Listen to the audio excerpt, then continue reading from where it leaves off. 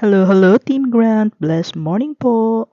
So dahil may darating po kaming bisita tomorrow, ang aming friendship ni Sir ay gabi pa lang gumawa na po ako ng lumpia.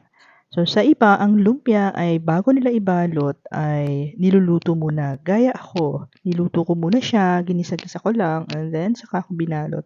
Pero ang iba kasi hilaw pa, pinabalot. So iba-iba tayo.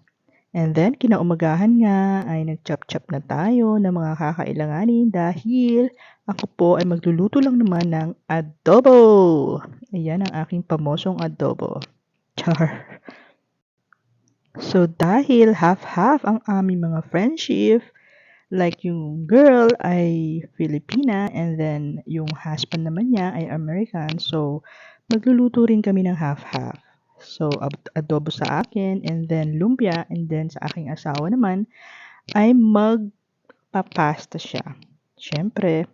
And then, barbecue chicken wings.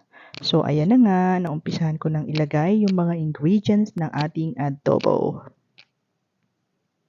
Siyempre, ang aking favorite na garlic, hindi mawawala yan. Nakakatuwa lang talaga guys dahil after ng long pandemic natin ay ngayon na lang ulit kami magpiprepare ng mga foods para sa aming friendship. Kaya naman, super busy rin talaga ang sir. Ayan ang kanyang barbecue chicken wings. Ang dami niyan. Parang fiesta lang talaga kami dito sa Bawabatal Shark. And for sure, sa mga luto na to guys, ay sobrang mapapakain naman tayo ng rice. O, diba? Sa dami ba naman ang niluluto ni Sir ng chicken wings? Akala mo naman ang daming bisita ay isang couple lang naman ang aming friendship na darating. So, ayan na nga ang finished product niya. And yes, sinunod na niya ang kanyang pasta. And sinimulan ko na rin lutuin ang aking lumpia. So, sabay-sabay na namin niluto ang aming back-to-back menu. Menu ka dyan. So, ayan na nga ang finished product ni Sir sa kanyang pasta. O, diba? Presentation galore.